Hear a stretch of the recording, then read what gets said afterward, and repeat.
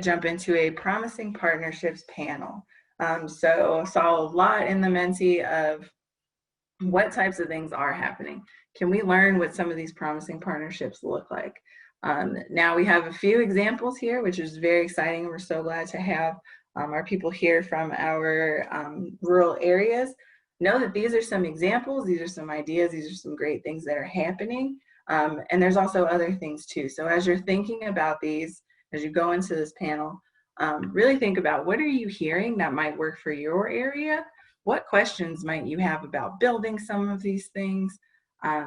So really taking the perspective of, okay, how do I apply what I'm hearing here? So I'm gonna go ahead and introduce our first pair here. We have Josh Gibbs, who's from the Colorado Rural Workforce Consortium in our Eastern region.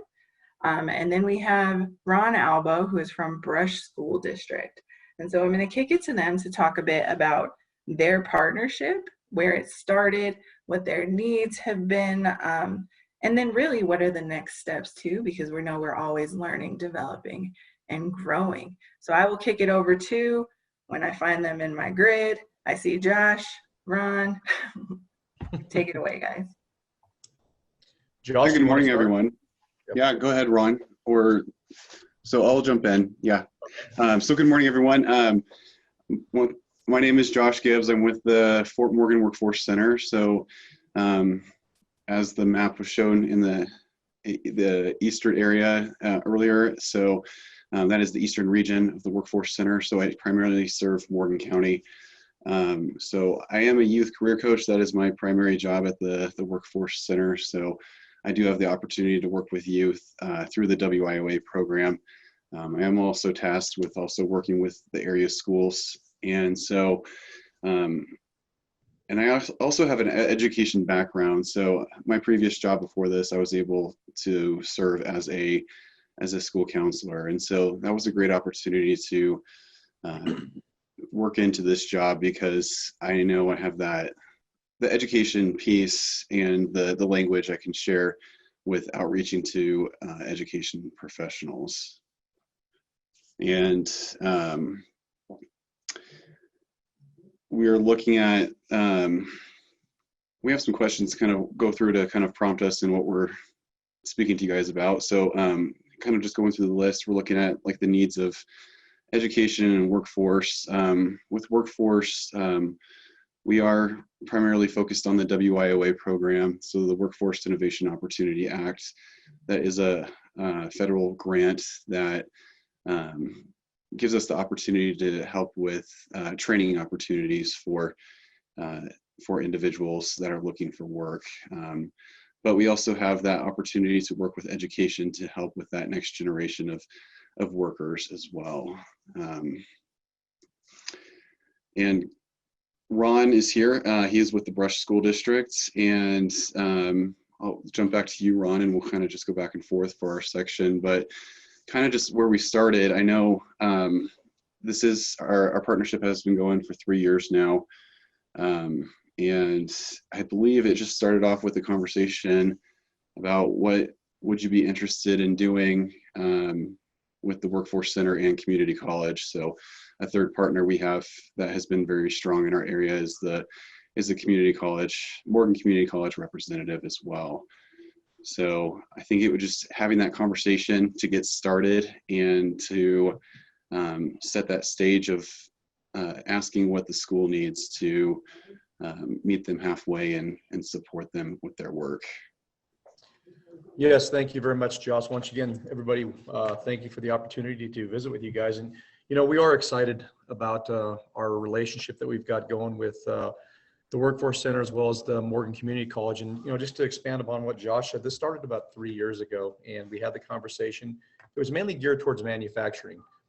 We have a lot of manufacturing companies, and I know our Workforce Center as well as MCC has some programs that go hand in hand with manufacturing. And so we talked about, you know, about some tours of the different facilities. And we wanted to focus it mainly on our 8th grade students here at middle school, but we knew we couldn't take 110 kids to a site. So I just posed the question, what about some virtual tours? And from that point on, it just started steamrolling.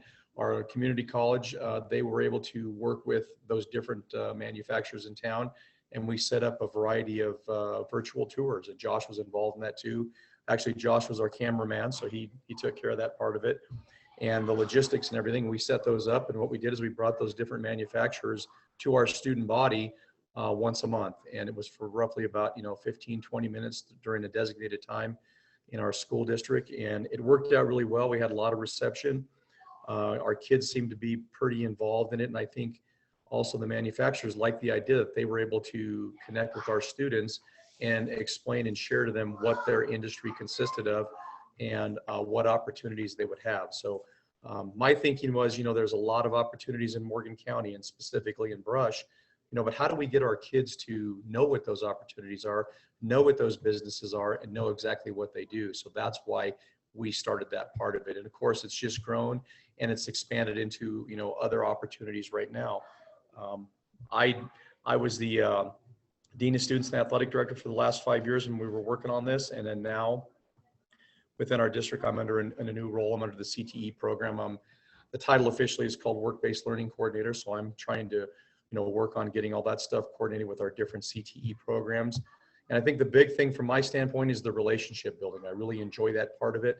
I do know a lot of people in the community. I've been in here for 19 years. I coached high school football, wrestling, high school track. So I've been involved with a lot of the parents and their students.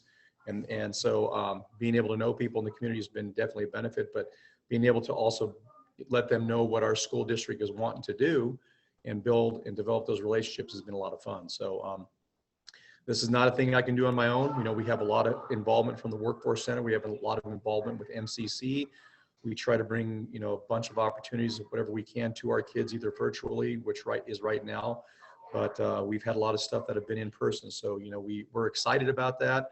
And we're just expanding upon different industries that are out there, working with our kids in CTE to find out what kind of career paths that they are looking at, and then trying to match them up with employers or opportunities where they can either go.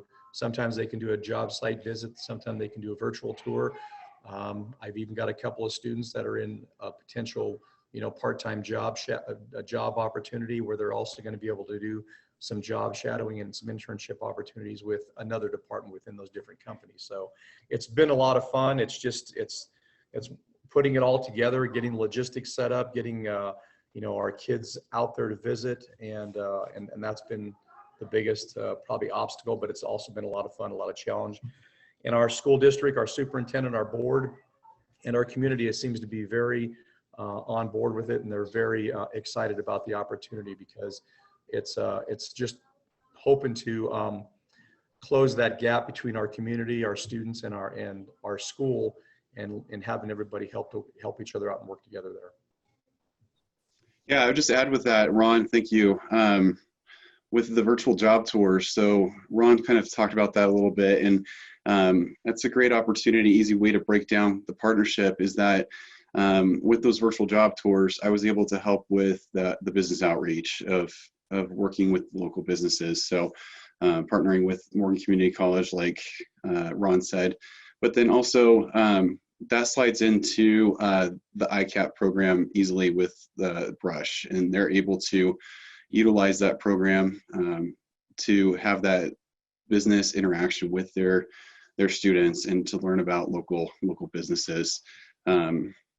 Two other quick things. Another opportunity I was able to help with last year or the year before was a opportunity called Wheels to Work. So it was an outdoor career fair that I helped coordinate with Brush School District again. And we were able to put this on because in my previous job, I was able to run the test run and get it going. So with that Wheels to Work event, it was an outdoor field day for students, and they were able to learn about local businesses because businesses were able to bring in some sort of wheel themed item. And so there were different businesses that brought in like trucks, that brought in some different vehicles or different farming equipment. And so they were able to talk to the students about those opportunities. And then most recently, Ron is reaching out to the local businesses. And so we have the opportunities to partner up and start walking out to local businesses to ask them. I can ask them about how, what job postings they need, what support they need from the Workforce Center, and then pair up with Ron to say, these are the work-based learning opportunities that the Rush School District is doing. Are you interested in joining us? Real quick, just to touch on the Wheels to Work celebration. So when we first started out with the virtual tours, that was mainly geared towards our 8th grade students. And then every year we had a 3 to 5 year plan put in place where the next year we wanted to bring in our 7th grade students. So last year was our first year with 7th grade students, and that was called Lunch and Learn. And so we had community members come in, and they spent that 27 minutes of lunchtime with our 7th grade students, and they would sit down and interact with them, just kind of get to know them, talk to them about careers, talk to them about what their business was and what they did. And we'd have about 10 to 12 community members, once a month that would show up and do that. And they really enjoyed it because, once again, it gave them an opportunity to get a little bit closer to our students and kind of find out what middle school students were like. Then in our 3rd year plan, which was this year, we wanted to go ahead and implement our 6th grade students. And so we're working on a plan right now with MCC to have our 6th grade students start doing some career exploration. And then with the Wheels to Work celebration we had, that included all of our 3 grades. We had 6th, 7th, and 8th grade here. And so we set it up so that we could we had a group of an hour set aside for 6th grade students, and then 7th grade students, and then our 8th grade students. And we had a survey that went out afterwards, and that was really well taken by our community. They just loved the opportunity to come out once again, talk with our students, share their opportunity, what they did. The Fort Morgan ambulance was out here, or Morgan County ambulance was out here. And so our students got to do some hands-on opportunities with those guys, as well as some other manufacturing companies.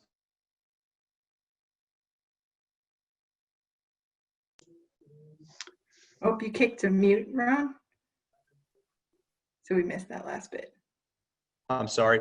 Yeah, it was an opportunity where the businesses were out here from about 12 to 3 o'clock on that day, the end of the year. So it was a lot of fun. We enjoyed it, and we're looking forward to, hopefully expanding upon that this next year. Really love hearing about the great work y'all are doing here. Some key takeaways for me as I was listening was that middle school piece. So a lot of the time we have educators who are working to figure out, how do we expose our middle schoolers? Like, how do we really get them involved so they understand what opportunities to go for in high school? So love hearing that.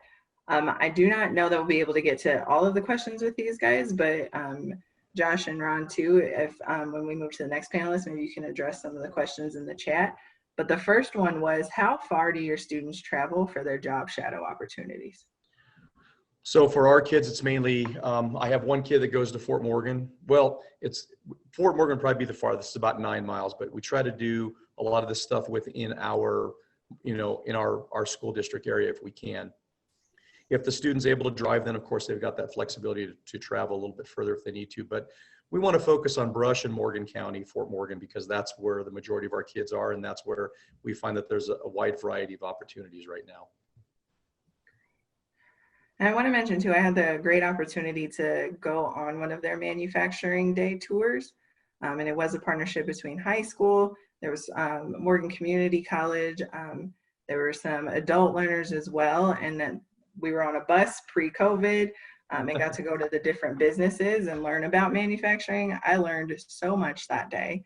And it was great to hear the engagement, the students talking to each other, talking to the businesses, and really seeing what they were doing. So that was really great to see. Last question for you guys there, and I do hear the bells going off. Definitely life in the school. Did you develop how-to materials for your businesses to explain the program, good practices for effective internships, job shadows, etc.? Okay, from my standpoint, I didn't develop them. There is a website that we are. Last year, our CTE program used it, and so we're using it again this year. It's Seamless WBL, and they have a lot of preloaded templates and documents in it that you can use when you're setting it up. So it's made my job a little bit easier, and they're they're very customizable. You can take them and you can put your own letterhead on them, but it just kind of gives you a template of what you need to ask. And of course, if you want to just develop your own, you can use that and develop it. So it's been very handy so far. I would just add, with some of the other events we've done, we did do some how-to materials with businesses when they were interacting with the students, and more so with the students about what questions to ask. So it was kind of just basic questions just to get those conversations started. So what kind of entry-level jobs do you have at your businesses? What training is required for those jobs? And do you have any job openings right now? So questions like that to spark those conversations. And one other thing I did with the students that were going out on internships or the potential of having a part-time employment, I went with the student and we met with the employer together. So I think that helped out a lot. It kind of put the student at ease there. We talked a little bit ahead of time about expectations. We talked about dress, how do you need to dress, your appearance, how you present yourself, what kind of questions you might be asked, how would you answer those questions, trying to simulate what that official, a job interview would be like. And so give them a little bit of exposure. And I think that seemed to help the students I've got 3 students that have secured positions like that. And they've told me that definitely helped out a lot. And so that made the transition a little bit easier for them. Fantastic. Well, thank you guys for sharing those initial pieces. I know there's so much depth to y'all's work. And so that just covered a little bit of it. Please shoot questions to Ron and Josh in the chat too. And they'll be hopefully responding to them as well. That I did not ask them to do that beforehand. So thank you guys for doing that. All right, moving on to our next pair. We have Bill Summers, the principal at Canyon City High School, and Andrew Dalton, who is part of the Colorado Rural Workforce Consortium in the Pueblo and Upper Arkansas area. So I'll kick it to you guys to talk about what's going on there. Hey, good morning. This is Bill Summers, principal at Canyon City High School. I just wanted to thank you guys for the opportunity to come and speak today. Just to start off with a couple quick philosophies of our district. We have an exceptional kind of confluence of people here in Canyon City and Fremont County that are working together on behalf of students. And one of the things that we all look towards is if the word no comes up when we're doing something for the benefit of the students, we really work hard and try to get creative to turn that to a yes. That's the first philosophy. And the second thing that I will tell you is that we really found that perfection is sort of the enemy of good enough. And what I mean by that is that a lot of times when we do programmatics in education, we try to wait till perfection until we launch. And what I would say is that causes a lot of students to miss out. And so moving forward with a plan that will get us through and learn as we go has been a real benefit over the last 5 years that we've been working on our programs. We have a holistic approach to workforce experiences for students. It starts with a pathways education and selection in the student's freshman year, where we do a lot of the things that were mentioned over in Fort Morgan region, Brush region, where students are exposed to a lot of different professionals. They get to ask a lot of questions, and then we have them make a selection. We then try to tailor their entire curriculum to include their core classes, math, science, English, social studies, toward that specific career goal. We have then opened up opportunities for these students to do credit-bearing internships within the community. These internships are about 90 hours each. They earn half a credit towards graduation for students. And this is the first year in our 5-year journey where that opportunity is now an expectation. So students are required to do an internship before graduation. And that's taken our internship count from about the 175 range for last year up to close to 300 that we'll pull off this year for students in Fremont County. We are a regional program, so it's not just Canyon City High School, Florence High School and Cotopaxi High School, 2 other rural schools come together to join what we call the the multi-district consortium here in Fremont County. And we've also added programs along the way like P-Tech, Pathways in Technology, Early College High School, which joins us up with our concurrent enrollment partners, Pueblo Community College, to give students the opportunity to not just get the workforce experience, but to get that education in high school while they're working towards an associate's degree. And that's been a real benefit across or for our students, because of course that comes with a free associate's degree through the P-Tech program. A couple of things to note is that this all started 5 years ago when a couple of people, including myself, visited Denver Public Schools and saw what urban districts are doing on behalf of their students when it comes to workforce development. We kind of came away from that conference a little bit overwhelmed, thinking there's no way a rural community can pull off what DPS is doing. But going back to my philosophy in the beginning, we don't want to ever say no. And if we waited to get a perfect program, we would not have launched 5 years ago and been where we are today. And so we jumped in, and right now, like I said, our numbers are reaching 300 internships per year, which is one for every graduate. And we have 120 business partners in Fremont County. So there's a huge range of opportunities for our students in all career fields. And they're all right here local. And that's the most exciting part. We don't have the opportunity to partner with companies like Google or Lockheed Martin due to proximity. But I will tell you that all of those jobs that they represent are represented in a different way in a rural community. And our students, I think, benefit from that even greater, because those internships, I think, are much more personal than what a student would find if they went into a company like Google and sat down for their internship program. So I'll leave it at that and see if you guys have any questions and hand it over to Andrew. Good morning, Andrew Dalton. I'm with the Pueblo and Upper Arkansas Workforce Regions. I'm the Assistant Director for that. And I think that as a background, I'm fairly new in my role. I've been doing this a little over a year and a half. I come from a background of corrections. And that's a lot of where my workforce development comes from. I was a trainer. I've trained internationally, teaching everything from use of force to correctional theory. And then I developed or managed programs for heavy equipment and wildland fire, which was skill building and trade building for offenders, trying to get them to get out and reduce recidivism, and then came into this role. The Workforce Center really champions and supports the Kane City program any way that we can. They've done an amazing job, and all of that lift was done by them, and they deserve a great deal of credit for that. We try and get them opportunities to promote at any opportunity we have.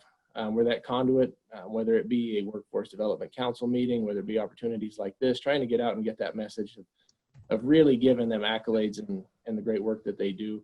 And then we also we're the conduit between, we participate in a lot of our sector partnerships and try and get that opportunity out there, and then support opportunity to bring some of those companies that Bill was referencing in those internships and bring those opportunities for those young folks once they graduate to stay local and have those jobs, leveraging those Workforce and Innovation Act, Opportunity Act dollars to help bring companies and bring that opportunity into rural and work across regions and be that conduit for partners.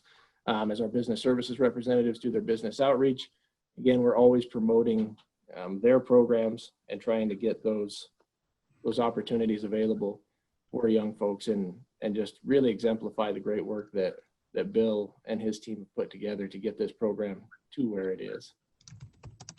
We also try to coordinate Governor Summer Job Hunt opportunities, and then job fairs, resource fairs, and just the wealth of opportunities that we have. And then we have our leadership support in being innovative and creative, how we leverage those resources and opportunities to try and amplify the efforts and work that Bill and his team are doing.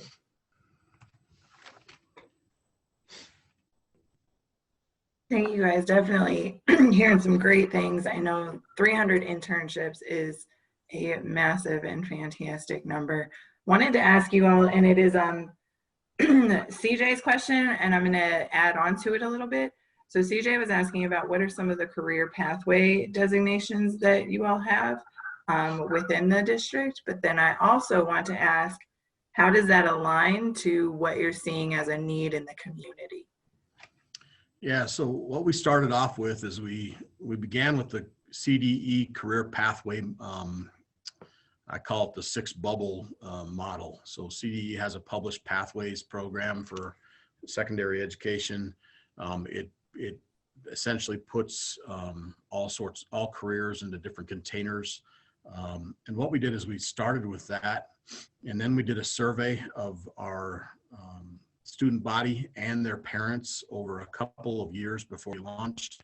Tried to figure out if that model would actually fit our school, our community needs, and the desire of the students. And when we got that information, we also applied the fact that we're a smaller school compared to most, and that 6 different pathways maybe represent a little bit too much. So we rearranged the CD model to fit our school needs, came down with kind of 4 different containers that again represent all careers. And that's one thing that I'd really like to emphasize, is that I think it's, as we travel the state too and looked at a lot of different programs in high schools, equity was a word that always stood out to as a desire of ours. We didn't want to create pathways that seemed less equitable than other pathways. And an example of that is, if you have a pathway in your school that's called IB or AP, sometimes that tends to attract all of the better students, and I would even contend better teachers, because it's an upper level academic program. We wanted to make sure that the academics remained equitable across all pathways, and therefore we specifically wanted to eliminate those kinds of programs and really just make it about what do you want to do after high school, and then make sure that the academics provided to get those students to that place were all equitable across the board. And Andrew, similarly, what kind of data around community need do workforce centers have? As far as community need data, we can approach several different sources to get that data. And then we're increasing, or attempting to increase, which has been regressed, to being engaged in the multiple different agencies or meetings, whether it be commissioners or the now chambers of commerce, sector partnerships, and going out and in person collecting all of that local data and engaging with folks, hosting those job fairs, the resource fairs, speaking with job seekers, and all of that in-person data collection that we can possibly get, and then continuing to further that outreach and partnering with the community colleges. So trying to be really that boots on the ground data, as well as having background data from sources such as LMI Gateway, EMSI, and then our labor exchange site Connect in Colorado. And we can produce all of that data on request, or go out and promote that opportunity as well. Fantastic. Thank you both. And what I love hearing too, that I've heard Bill say, is you're not going to get to that Canyon City model in a day, right? You've got to start somewhere and go for it. And so working with your workforce center too to figure out even where is the start is such a great way to initiate that partnership. So thank you both, Bill and Andrew. If you all, I see a question as well in the chat. If you wouldn't mind placing an answer in there about your partnership, that would be extremely helpful. Thank you guys. And now we will kick it over to, we have Jennifer Nesselhuff from the Santa Fe Trail BOCES, and then Cindy Polito from the Colorado Rural Workforce Consortium in the Southeast area. So I will kick it to these guys to talk about what's going on there.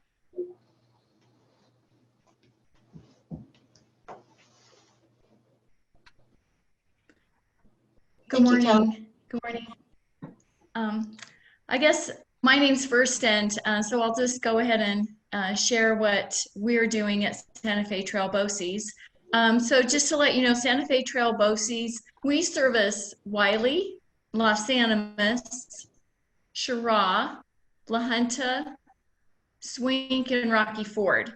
So those are our districts, and our work is a little bit different in that we do serve multiple districts, whether than just one, like Canyon City. And I would just like to shout out to Canyon City. When we started this work 5 years ago, I went to their internship celebration with Lisa Tedesco. She had invited me and my colleague Julie Worley. And so that kind of started the inspiration of our program, is when we got to see what Canyon City was doing. So thank you for continuing that work in Canyon City. So Santa Fe Trail BOCES actually started this work about 5 years ago with Youth Engagement Project, kind of like propelling or awakening us into this work. And it was really the beginning of us seeing the need for showing our kids work in our community. Like many rural areas, we suffer from that brain drain or that talent trail away. And so we really were wanting to expose our students to job opportunities, work opportunities, pathways in our own communities, so that we can keep our kids here eventually and expose them to work opportunities here in our area. And so that kind of started us off with Youth Engagement Project, and we were also exploring entrepreneurship along with our career pathways. And at that time, we had 2 robust sector partnerships in this area, and that was healthcare sector partnership and our advanced manufacturing. And at the very beginning with Youth Engagement Project, we recognized the importance that our workforce center was going to play in this work, because we recognized that we aren't the experts in everything, but that we need to utilize the experts that we have in our community. So my work allowed me to continue to build these networks, this community outreach, that sort of thing. And so we've grown into doing internships. So we've done 2 cohorts of internships, and hopefully we'll start our 3rd one in the spring. And a lot of what we've done is involve community experts, which is how Cindy and I started our partnership, or built our partnership. So we rely on the Workforce Center to teach us about employment and work in our area. I use Cindy, I asked her to come in involved with interviews with our students. She's talked with our preparation class several times. She's assisted us with applications and resumes and that sort of thing. And just having that conversation as to what the Workforce Center does and how they can help us with our work with our internships, and just exposing our students to work. And so that's kind of how our partnership has been. We've also taken our interns to the Workforce Center just to say, hey, this is what they do here, because kids really don't know about work in their communities. I know that's surprising. They don't know what work happens in those buildings. They don't know what kind of work is available, and they aren't confident in going to those businesses to talk to them about work, or to even go into the Workforce Center. And so part of I guess Cindy and I's partnership is just to expose the kids to what happens in the Workforce Center, and to get them more comfortable with her and what happens, like who works in there, so that they can start building those relationships with the Workforce Center. Thank you, Jennifer. My name is Cindy Polito. I'm a labor and employment specialist at the Lahana Workforce Center. I also do the WIOA program. I'm a WIOA youth career coach. What that means is we receive federal funding, and with that federal funding, we're able to enroll some youth who are in school, as well as some youth who are out of school into that program, and that program allows us to spend money on their behalf. Typically, the money is spent towards placing them in paid work experience opportunities or other work-based learning opportunities, on-the-job training. We can also use the funds to cover their tuition, books, training-related expenses, things that are related to them getting a certificate, or we can assist in the second year of a degree program. But I would say that typically I actually do a lot of work experience opportunities, and I do more certificate programs rather than degree programs, because usually by that time the participants are qualifying as an adult for the adult program. I work with job seekers in Otero, job seekers and employers, as well as the school districts within Otero, Crowley, and Bent counties. And I also work specifically with youth, and I go into the schools and present job readiness workshops for students. As a member of the team here, we all collaborate to pull off our youth job fairs. We typically have 2 job fairs a year. One of them is for youth, and that one is typically in the spring. We did unfortunately miss out on being able to do our youth job fair this year. It got canceled about a week before. I was really brokenhearted about that, because we had done all the work, and then we had to just call it because of COVID. And our goal here, I don't want to say my goal, but our goal at the workforce centers are to encourage young adults to utilize all those workforce center services that are available to them in order to support their employment and training goals. And some of those services, again, are job readiness workshops to help youth prepare for their first jobs, resume assistance. We provide job referrals, career exploration tools. We also administer testing for employers that allows people to prove their ability to perform the job based on their skills rather than just their experience. When we are setting them up to go meet with an employer for a work experience opportunity, I really like to help prepare them by doing a mock interview and getting those jitters out of the way. And I think that mock interviews are really, really helpful before you put them in front of an employer. That way they know what to expect, they know how to answer. We provide feedback, and it's not just one person doing a mock interview. Sometimes I'll try to get myself and someone else from our office to do the mock interview so that they can get a perspective of how they're answering the questions and really what the question is asking, and how they should answer those questions. Some of the things that are really important to the Workforce Center as far as being involved in a partnership is we want to stay relevant, and we want to make our programs known and our services. We want our programs and services to appeal to students and young adults. We want to have a partnership with the schools, and we want to be able to reach the students. At this time, typically what we've done over the years is, as far as workshops are concerned, we typically contact the school districts within our area, and we try to get in to do at least an hour-long job readiness workshop. Some schools are more receptive than others. But really what we're looking for is to increase that partnership. We want schools as well as students to know, what we offer at the Workforce Center, to really get to know, us and what we can help with, and just feel comfortable coming in.